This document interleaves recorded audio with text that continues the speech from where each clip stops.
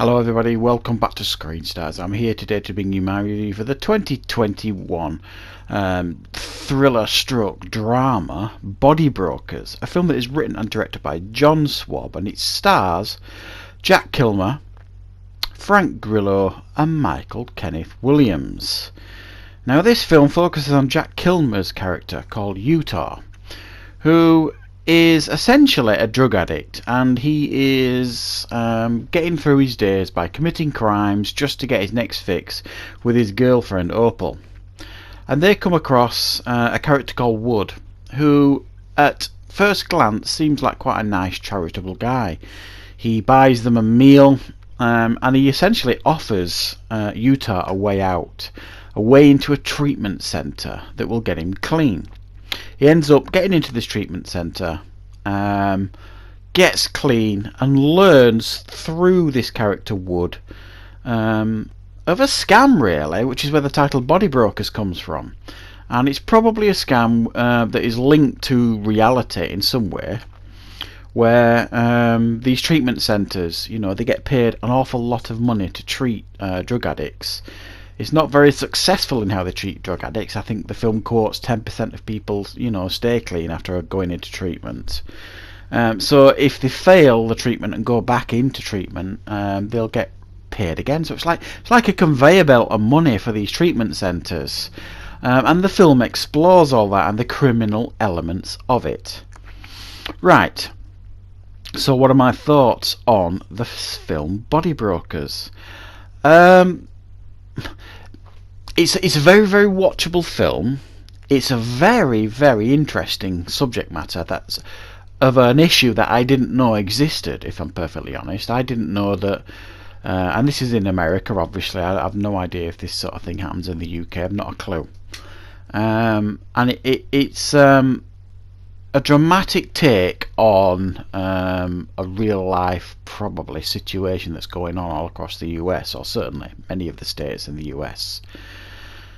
The performances here were all very, very good. Jack Kilmer, who I believe is the son of Val Kilmer, gives a very good central performance as this character Utah, who is, like I say, this drug addict who gets clean.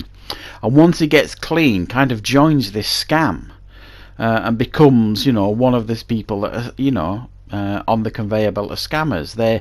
He becomes one of these that herds these drug addicts into these treatment centres and takes them back and forth to the doctors to get these implants that cost something like $60,000 per implant. So they're doing 20 of these minor operations a day and earning a fortune. And they split the money, equally with these criminals. And also going to these drug dens, to encourage drug addicts to pretty much stay a drug addict and go back into treatment, to redo the treatment, and they're actually paying him to do all this. So he becomes one of these. So it raises a lot of moral questions, for this character. I think where this film is at its weakest is when it actually tries to be a dramatic film where there's a storyline where Utah starts having a relationship with a girl who works at the treatment centre. Not a particularly interesting angle or storyline. Frank Grillo, who's one of the main stars on the poster, isn't in it anywhere near enough, and he's the guy that runs the treatment centre. And he comes across as some mob boss in the film to some degree. So you get the corrupt angle of it, you get the corruption angle of it, and all this kind of stuff, and how it's like a conveyor belt of money for these people to make money off these poor people who are drug addicts. I got all that.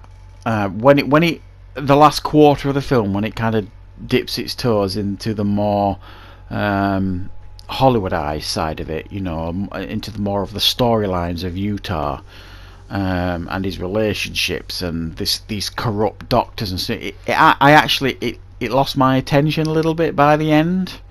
I wasn't as interested in that. I was actually more interested in the subject matter and how this could actually happen.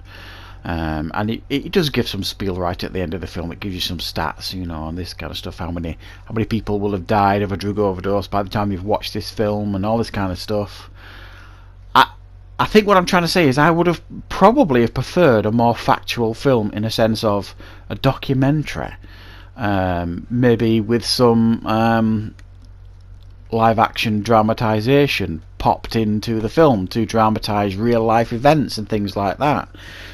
I think that's what I would have preferred. I would have preferred a more dramatic take on the film from a documentary standpoint, rather than them trying to tell this very, very important story through a film that probably not very many people are going to see. I'd not heard of it, this film, until, you know, just a few days ago, really.